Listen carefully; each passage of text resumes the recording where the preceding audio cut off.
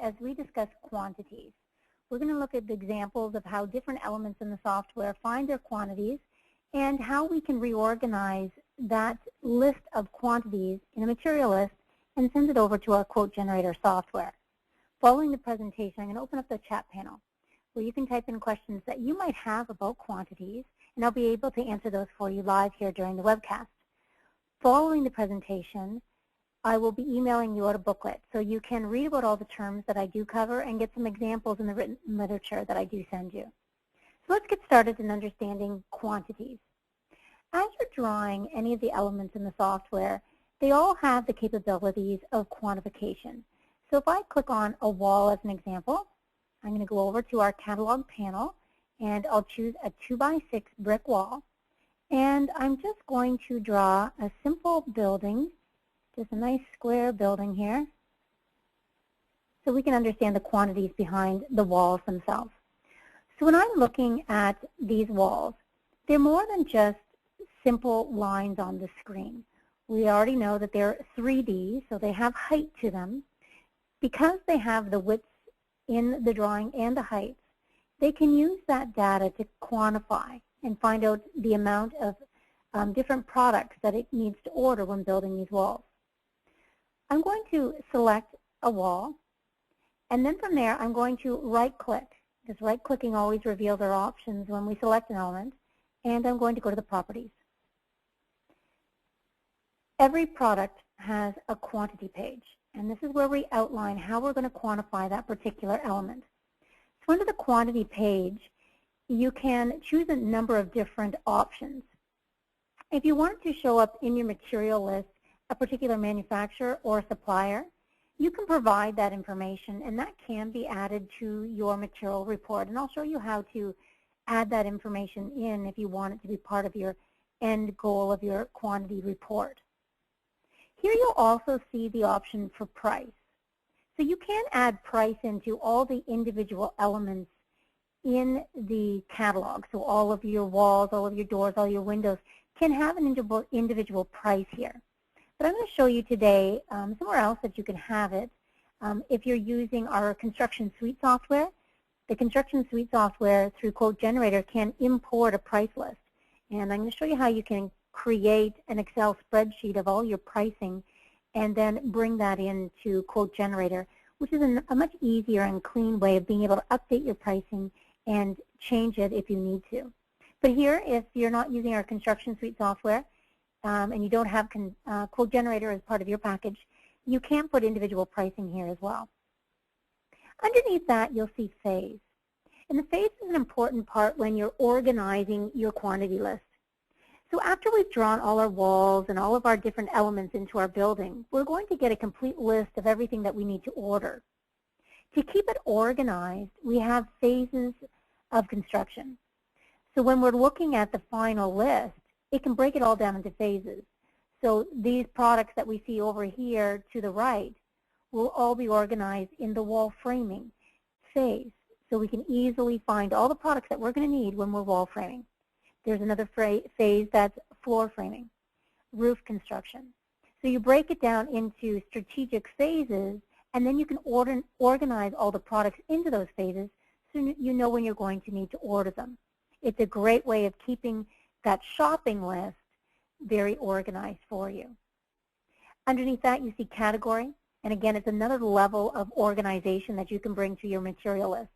So I can say I have all of my wall framing products under there, and then a subcategory of walls and all the wall products, and then perhaps all of the exterior finishes for the wall products. You can break them down even further. Division is another way, again, of organizing the information.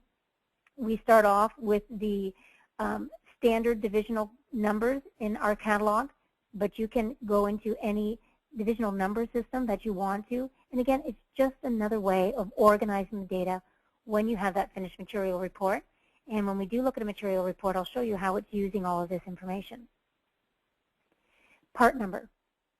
Every product can have a SKU number or part number associated to them. If you're working in a building supply or a lumber yard, that should be the exact part number or SKU number that is associated to that particular product. So when it's matching it up to your cash registers through your point of sale system, it's looking at the exact same product because they have the exact same SKU number.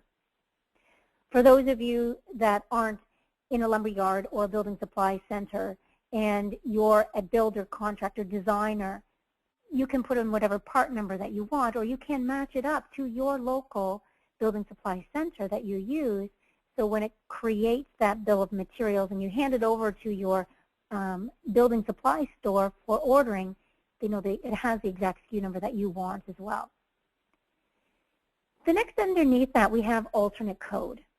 The alternate code allows us to very strategically use the data that we have above here, phase and category division, and again, add another layer of organization. I'm going to take you in to look at the alternate code that we have, and I'm using the default shipping catalog for version 10. So the alternate code that I show you is the exact same one that is in the shipping catalog. So if you do open that up and use it, it'll be the exact same thing that you're looking at. So I click on the alternate code that's listed there, and a little button shows up that has 3 little dots on it. I'm going to click on that button to reveal the alternate code. The alternate code, again, is another way of organizing your information. So we have phase of construction. So I said anything that was due with wall framing, we're going to organize it, and then floor framing in another category so they can keep them separated. But what if you want to, again, separate even further from that? You want all your wall framing elements, but you want to divide it up for first floor wall framing, second floor wall framing, third floor wall framing. So not only just wall framing, but you want to break it out again under the locations, so each location has its wall framing and its floor framing separated. Well, that's what the alternate code allows you to do. It allows you to build a formula that allows you to sort even further. So if you look at the top here of the formula button here, all this display screen, it has what's equivalent to an Excel formula there. What it is saying is if the phase, so if the phase that we looked over here is equal to floor system, wall framing, or ceiling construction. So if the phase name that's listed there is floor system, wall framing, or ceiling construction, it wants us to list out the location number and then the phase. So instead of being just wall framing, I'd have the location number, which could be 01 for my basement or 02 for my ground floor. So it would be 01 floor system, 02 floor system. If they're not by floor system, wall framing, or ceiling construction, then just give me anything after this comma, the phase ID number and the phase. So organize those elements. We don't care what location they're on. Group them all together. So something like your roof or your exterior finishes or all of your windows for a project. Those could be all grouped together regardless of floor level. But you want to break down into the individual floor levels your floor system, your wall framing, and your ceiling construction phase. This alternate code is applied to every element in the catalog. So they all have the identical formula here. So when it looks at that particular element in the catalog, it knows how to organize it based on its phase. So if its phase was set to floor system, it would know to give it the location number plus the phase. Otherwise, just give it the phase. So depending on how you want to organize the information in your end result material report, you can strategically create an alternate code that allows you to even further refine how they're going to list out. The printed PDF that I'm sending out in the email following today's presentation will give you some examples of some alternate codes that you can use. So I'm just going to back out of there. So again, alternate code again allows you to redefine and change how you're going to organize the information once you have it into a material report. The usage underneath that, again, another way of organizing the information. So you can see we give you lots of different ways to organize the information. So when it comes into that end report, it's not just a lot of data, 300 square feet of sheathing. Well, where is it used? Is that floor sheathing, roof sheathing, wall sheathing? This will allow you to break it down and tell you exactly what the usage is, how we're going to use that particular element, and what phase of construction you want it to go in. The unit of measure is how you're going to order that product. So if you order something by the square foot, or by the pound, or by the linear foot, or each, then you put that unit of measurement here. So when it shows it up in the material report, it knows that that's the square footage data. Underneath that, you'll see a very important check mark, include in the quantities.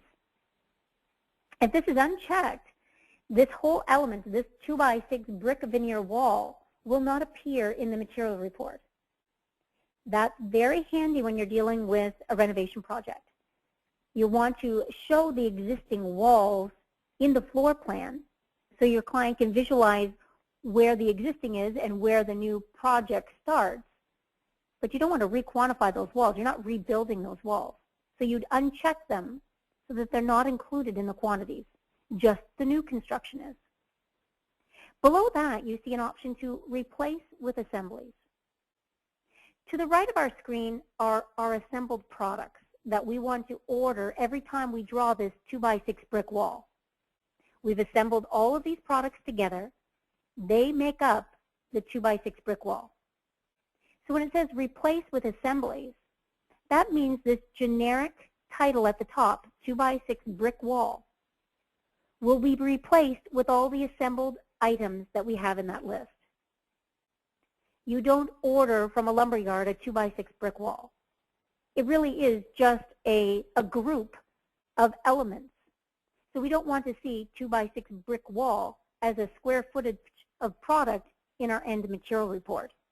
We want to see these assembled products, brick, wall ties, house wrap, sheathing tape, OSB sheathing, stick nails, staples. All of these assembled products make up that wall. So we want to replace them with this generic title. Think of the 2x6 brick wall as a shopping cart. And inside that shopping cart, we are assembling all of these different materials inside of it. At the very end, we don't want the shopping cart to appear in our list, just the items that were inside of it. So looking now at our assemblies on the right-hand side of this dialog box, how do we assemble these different products to be associated with this wall?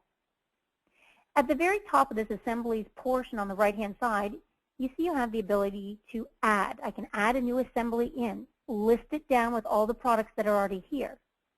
I can edit any of the assemblies that are there. And the assemblies that are associated to this 2x6 brick wall are brick construction, OSB sheathing with house wrap, 1/2-inch drywall, 5.5-inch bad insulation, wall framing nails, primer and paint, and common measurements. We've grouped all of the different products together in these little categories of brick construction, OSB sheathing. So you can edit those categories of assembled products to add further products to them or take away things you know you would never, ever order. If you know you don't want to order a whole group of elements, like brick construction, you would choose remove. And that would take out this whole group right here, and then our list of assembled products would then start with OSB sheathing with house wrap. I'm going to click on OSB sheathing with house wrap. That highlights it. And now if I click edit, it's editing that particular assembly. So with it highlighted, I'm going to choose edit to show you how to assemble these items. When I click edit, that takes me out to the assembly dialog box. In here are a series of assemblies. Think of them as, again, shopping carts. The OSB sheathing with house wrap is one shopping cart. And at the very bottom of this dialog box, we see the elements that have been assembled in that shopping cart. So if I pick up and use this OSB sheathing with house wrap assembly, I know attached to my wall will be house wrap, sheathing tape, sheathing, pneumatic nails, and staples. If I know I don't want one of those particular products, I can edit that assembly to remove it. Or if there's something further that I want to add, I can edit that assembly and add in more information into that assembly, put more products into that shopping cart. To do that, I right-click on the assembly name, the OSB sheathing with house wrap. That allows me to add a brand new assembly. So right down here in this list, I'll have another shopping cart of product. So I can create a whole new shopping cart and put new information in it. Or I can edit the one that I'm currently highlighted on, or I can delete it out if I know it's something that I'll never use. So when you're looking at our default shipping catalog, like the one I'm using today, if you know you'd never use a particular assembly, get rid of it. Avoids confusion. You don't have to look at it every time and think, would I ever use that, or inadvertently use it and get the wrong quantities. I'm going to show you how to edit this one. When I'm looking at the OSB sheathing with house wrap assembly, and I'm able to edit it, it's going to list down on the left-hand side all of the various products that have been put into that shopping cart. Beside it is the calculated quantity. That's formulas that drive how much I'm going to order of the product that's beside it. If you were in last week's class, we talked about formulas, how to create a formula to order the correct amount of a certain product. Beside that, it's going to call out the units, and the units are coming right from that product. So right attached to this house wrap, it has units. Just like if I look back over here at our 2x6 wall, it has a unit of measurement attached to it of square foot. This house wrap, directly attached to it is the unit of roll. How many rolls of house wrap am I going to order? So that's not something you can change. It comes directly from that product, and it displays it here for you so you can see it, and when you're building those quantities, you know you're basing it on a roll of house wrap. Not a square foot coverage, but a roll. The usage, remember our usage over here, again, it's saying here it's coming right from that part. So it's looking at the house wrap, and whatever usage has been attached to the house wrap is going to be the usage it's going to use in our assembly report. Same with the phase. The phase that's been applied to the house wrap is the one that it's going to grab. Then I want you to look down here at staples. Staples is a little bit different for its usage in its phase. You can see for its usage in its phase, it's listing out a very particular usage and phase that it wants it to have.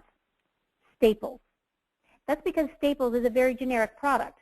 You can use staples throughout the home.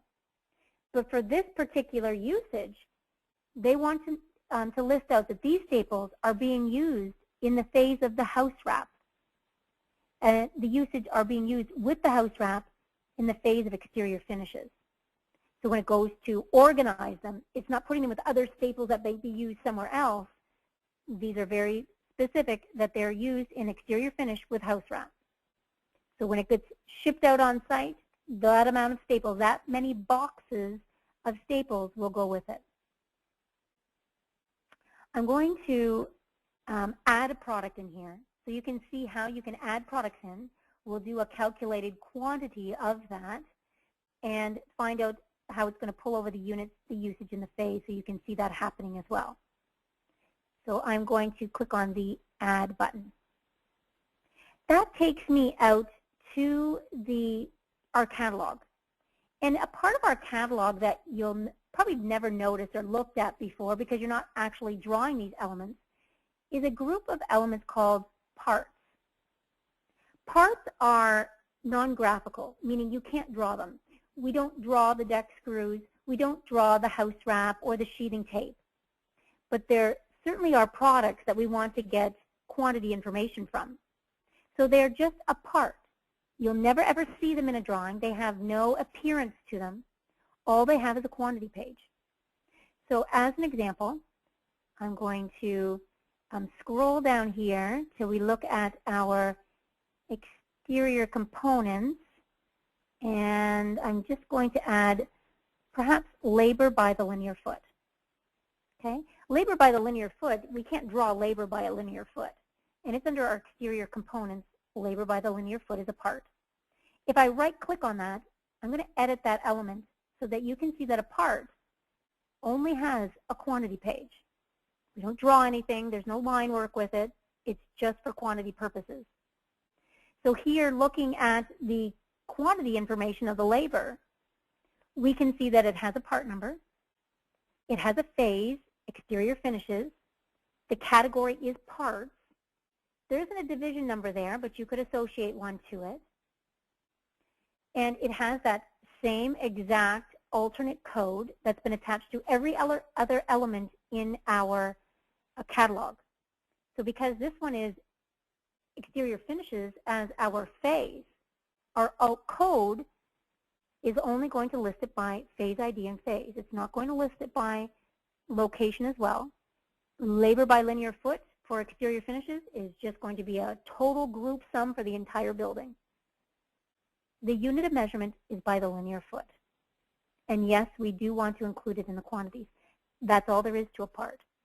Just the name that we want to attach to an element so we can quantify it. So I'm going to click OK and add in labor by the linear foot.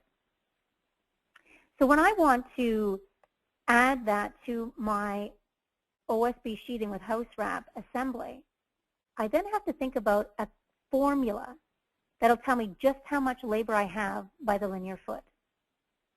So I'm going to click on this little button that appears when I click in the calculated quantity. A define formula dialog box pops up, and again, if you were in last week's class, you'll recognize this dialog box. We looked at it exclusively.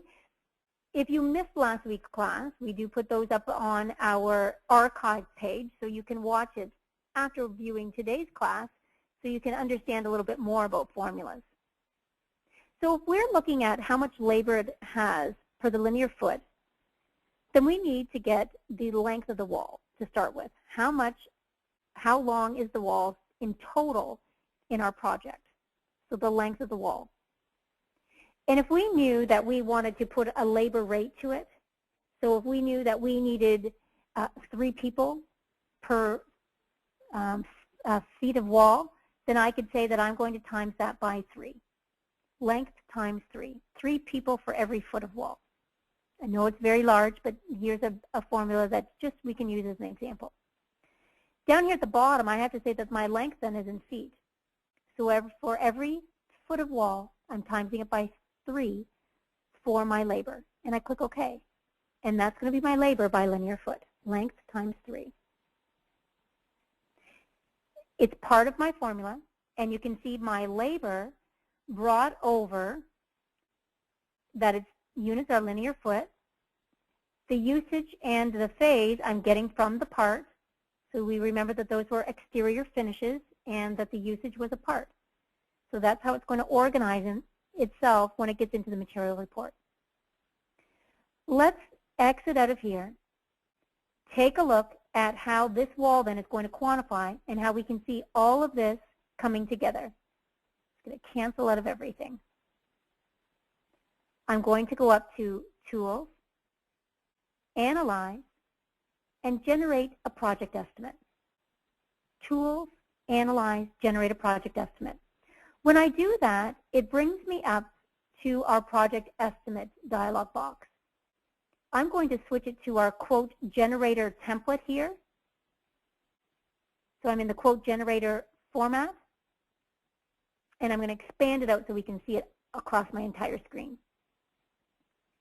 Here are all the products that we called for in those assembled products attached to that wall. And here is where you can directly see wall framing. That was one of those ones in our alternate code that said if the phase is set to wall framing, give me the location and the location number as well. But if it's exterior finishes, you can see we don't get that location. Just give me phase and phase ID. So these allow you to go through and organize it, those phases that we have attached to every element. And as it goes through, you can see that it's directly calling out, here's our OSB sheathing for the wall. It took the area of the wall and divided it by the area of a sheet of OSB 4x8 and tells us that we need 15 sheets of it. When we're looking at organizing this information, how does it know we want to organize it by the alternate code and not just in a list? Because if we look at all of these other templates at the top here, if I just went to a standard report form, you can see it's an entirely different list. It really is just a simple list of all the products that I need. So how does it organize itself differently than our estimator template, which gives us our part number, our description, our quantity, our units, our category, our phase, our usage, our supplier, our manufacturer, our division, compared to our quote generator template that breaks it down into phases and lists them down. All of these templates, the quote generator template, the standard report form template, and the estimated template, have settings behind them to tell them how to organize this information. To access that, I'm going to circle the little tool that you need to choose if you want to change how it's sorting this information right here. That little button that I'm circling around is called Edit the Template. And if you edit the template, that will go through and allow you to show how it's supposed to sort. So I'm going to click on Edit the Template.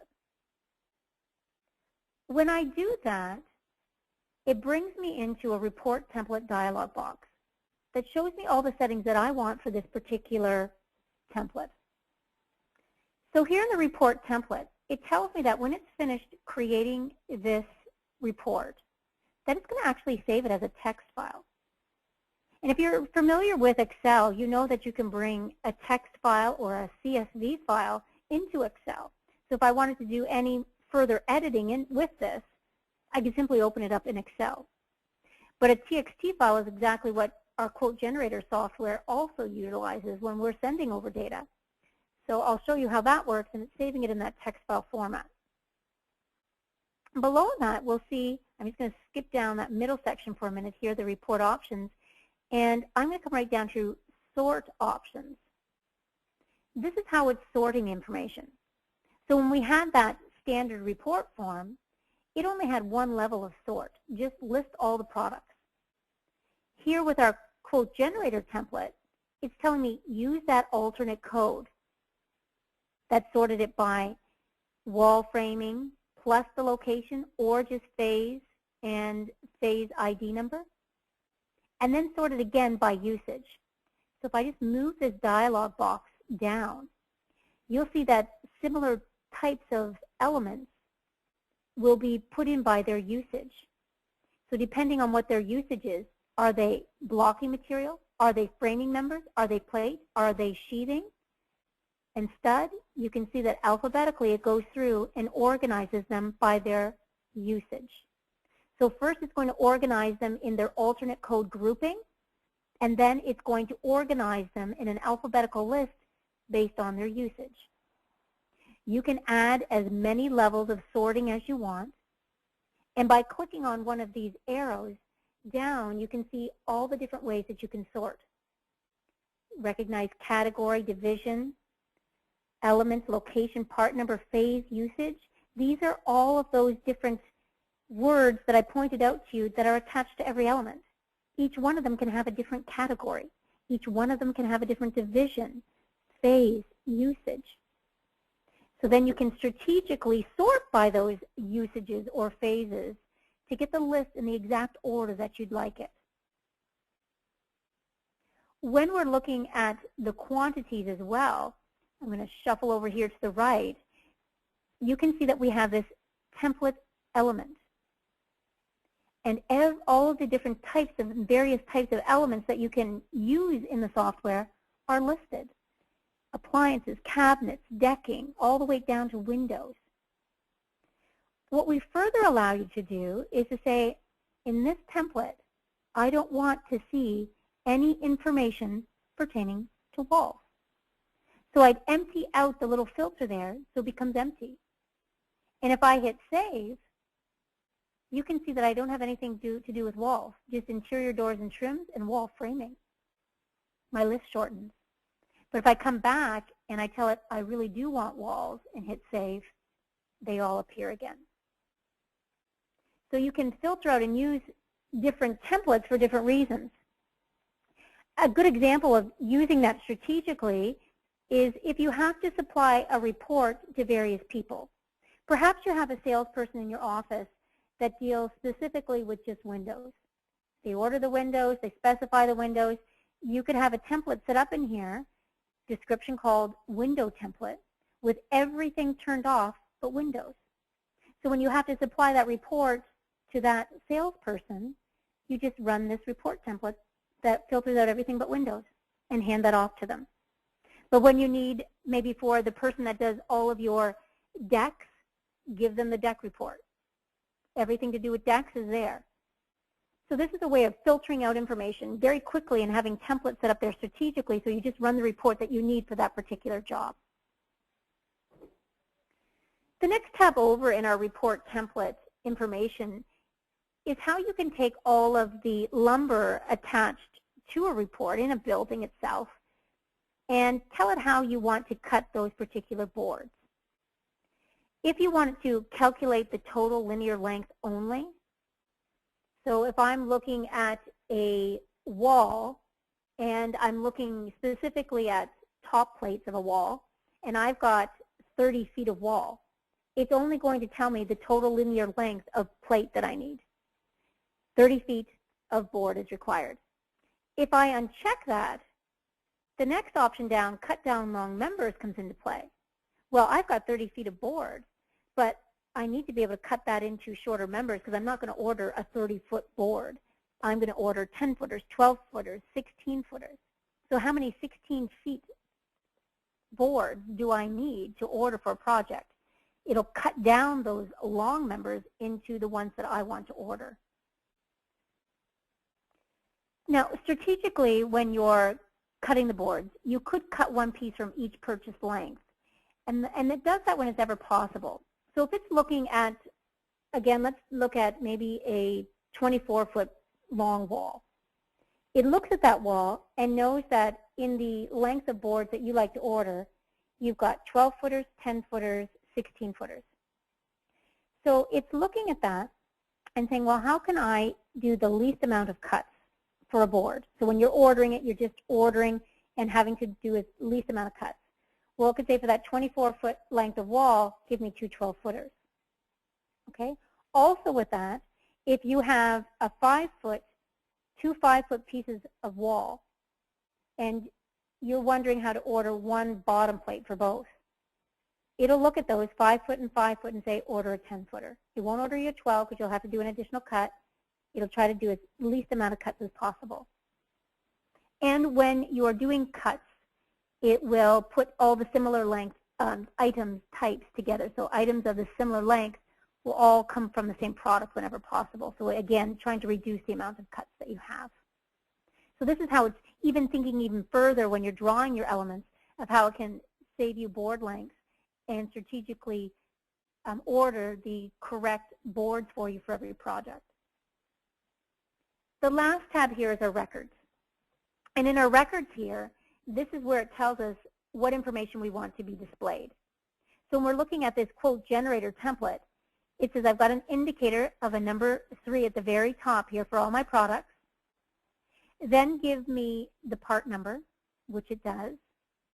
And then after the part number, give me the description. Here's my description. Then give me the usage. There's my usage. Then I want the quantity. There's the quantity. The unit. There's my unit. The price, if there's one associated to it, would appear there.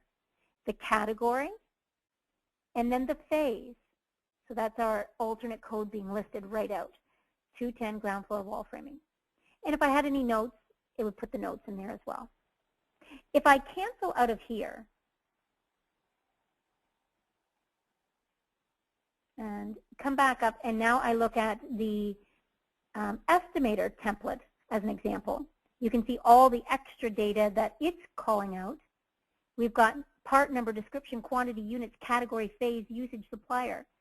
If I edit its template by, again, coming up and choosing on our Edit Template button, by picking on it and going to its Records tab at the very back of that dialog box, you can see that it's added Supplier Manufacturer Division notes in here as well. So this template is calling out many more record fields that it wants to appear.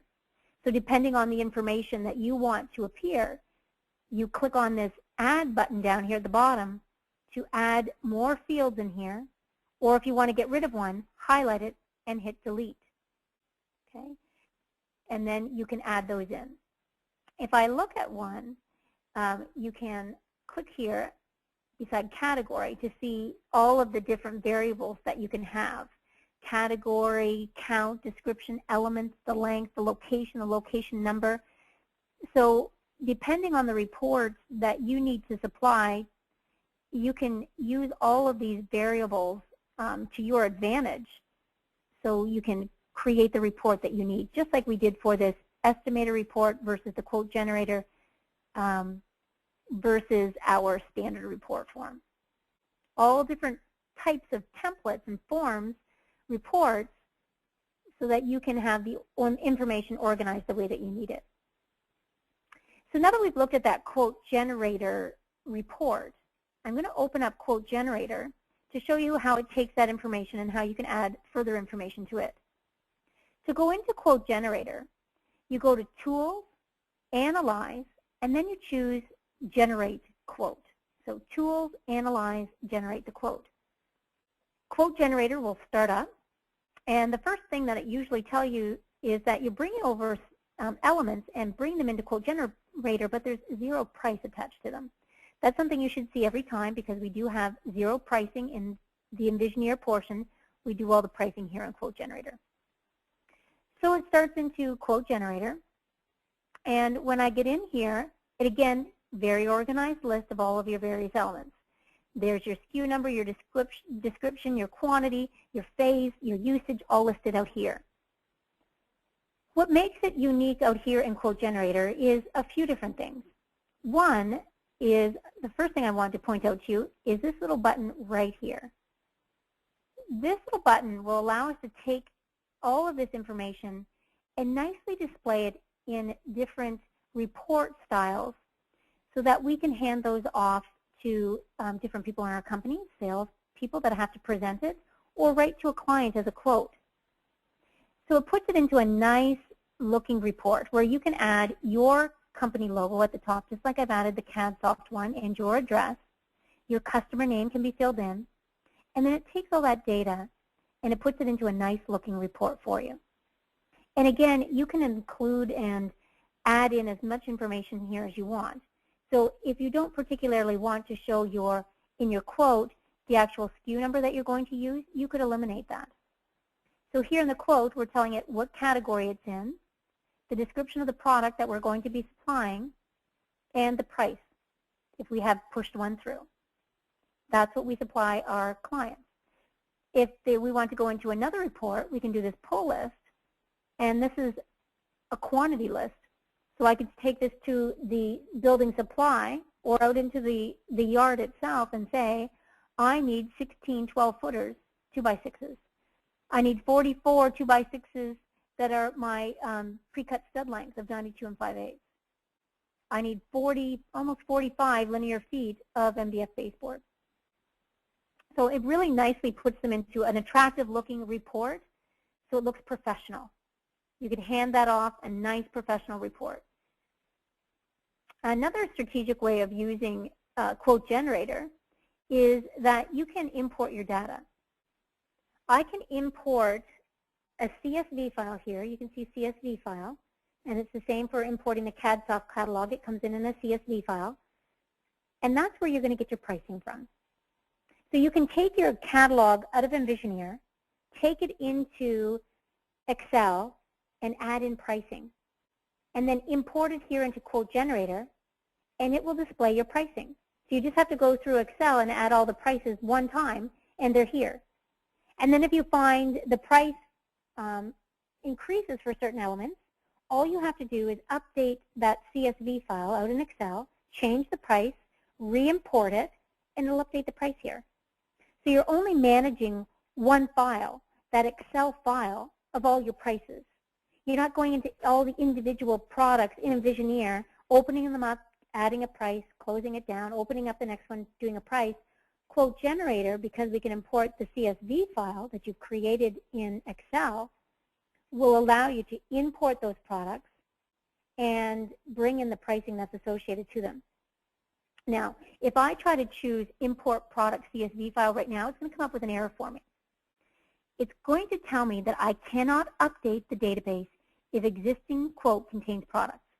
So what it's telling me is right now I see products on the page right here. I've got a listing, a quote going on. So it won't allow me to update anything until I get rid of all of these. To get rid of all of these, I simply bring my cursor over here. I'm going to draw a little dot over here. I'm putting my cursor in this gray section on the sidebar here, and I'm going to left click right there. And then holding down my left mouse button, I'm going to scroll all the way down to the very end of my report, and holding down my shift key, left click to the gray bar to the left of my very last product. And you'll see everything highlights yellow, meaning they're all selected. Once they're all selected, I can right click and I can choose delete the items, get them out of that report. Now it's empty. Now if I go up to Tools, Data, import the products in a CSV file, it's looking for a CSV file. And here you can see we've got Envisioneer 10 SKUs created there for you, right in the imports. This is a direct export from Envisioneer that you can use to import into it. And then I can hit open there. I'm not going to hit open because it's going to scroll through and there's thousands of elements there and it's going to hold up my computer while it's doing that.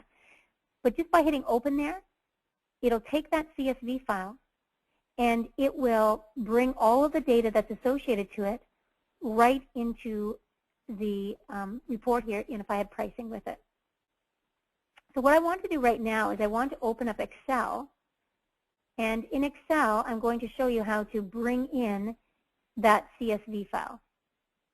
So I'm just going to open up Excel. I'm just holding the line there for a minute.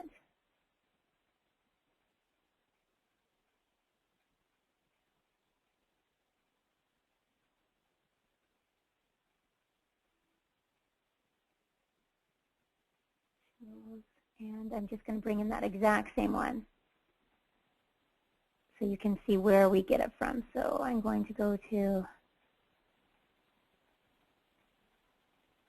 Generator, Import,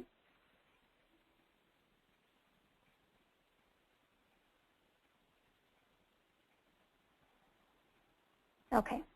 So I'm just going to share my screen again here with you. I'm in Excel. You can see I'm in just a Microsoft Excel, and I went to File and Open. When I went to Open, I then went here, See, Program Data, Cadsoft, Quote Generator, Imports. There you'll see the version 10 SKU numbers. All the different SKU numbers that were part of the default catalog, we put them here for you. And then I click Open. It gives me all of the products. So there's that 2x4 brick wall if I want to give it a cost, retail price. You can see you can have different retail levels as well. So this is where you're going to come along if you want to add pricing into our software and just change the zeros to actual values. So if I scroll down here, I'm going to go to this hinge door as an example, this 18-inch hinge door. I want to change the price of it to $56. Okay, so I type in my 56. If I save that and import it, it's going to remember from then on in, if I put in that 18-inch hinge door, that it's $56. Maintaining this SKU list in Excel will allow you to keep all your pricing, update them all once, go through the whole list, update them, and then again in Quote Generator, all you have to do is Tools, Data, import that CSV, and it brings in that pricing for you, associated to all those different items. So if the items change, just open up that CSV again, update all the pricing that you need to, import it back in, and you're done. Much, much simpler than having to go through all the individual items in Envisioneer and add in pricing to them. If you've done a lot of work to your catalog and it doesn't match the Envisioneer 10 catalog, obviously using that Envisioneer 10 SKUs.csv file isn't going to work because you don't have the same elements. What you can do is export out of Envisioneer your catalog into a CSV file. To do that, you go up to File, you choose Catalogs, and then you choose Element Manager. So File, Catalogs, Element Manager.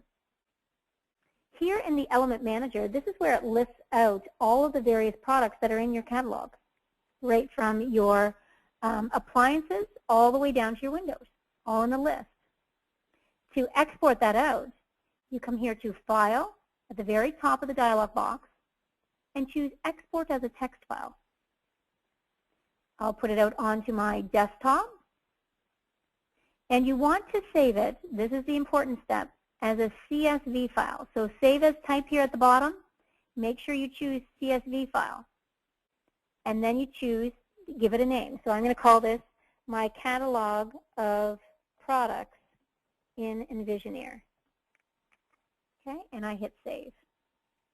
And it tells me that it's exported everything out. I click OK, and it's done. Now if I go back out to Excel, working in Excel, I can go to File and Open, look out onto my desktop for the catalog of products in Envisioneer, that CSV file that I just exported, and I click Open. There it is. Same format, the exact same format that quote generator needs. These product headings at the very top cannot change. This is what quote generator is looking for when it imports that data. What can change are all these zeros underneath it, the pricing that you want to associate for those items. We've covered a lot of material today. Very heavy class, looking at simply how a product has quantity attached to it and different products assembled to it and how you can include it in the quantities. And we also looked at how to create an assembly, how to reorganize the data by phase and usage and category and alternate code, how to take the project estimate and customize the template by editing it to sort the information the way that we want. And then we went into quote generator and talked about creating reports and importing our pricing. What I'd like to do now is answer any questions that you might have about all of that information that we covered today. While I'm waiting for your questions to be posted, I do want to remind you that I do email out a booklet following today's class. And in that booklet, we will cover all of the terms that we did go over today. So you can read about all of the terms and look at some real examples of all the different options that we looked at today. I do tape every class. This one will be taped as well, and it will be part of our archive. Just give us a couple days to get it up to the appropriate site. And let me go now and look at the questions. There aren't any, which tells me that I either went way over your head or way under it. Everybody either understood everything that I talked about and is familiar with it, or they don't understand it. So I'm hoping that everybody has a good understanding and knowledge of the options that I covered today. Quotes and quantities are the heaviest learning material in our software. There's a lot of data there to cover, so I hope you have a good understanding and I was able to give you a good background of information on how every product can assemble information to it, reorganize it, and you can push that data out. You can send that data out to your various salespeople, right to a client as a quote, send it if you're a building supply center or a lumber yard, right to your point of sale system hooked up to your cash registers so you can see the exact pricing at that moment for those different products. There aren't any questions today, so I am going to end off the webinar. But if you do have any further questions and you would rather talk one-on-one with someone about it, never hesitate to contact our Technical Support Center. Their number is 1-888 223-7638, and they'll be able to help you with any questions that you have, or you can email them at support@cadsoft.com. I want to thank everyone for joining us for today's class. I hope you learned a little bit about quotes and quantities in Envisioneer. Thanks, everyone. Have a great week. Bye-bye.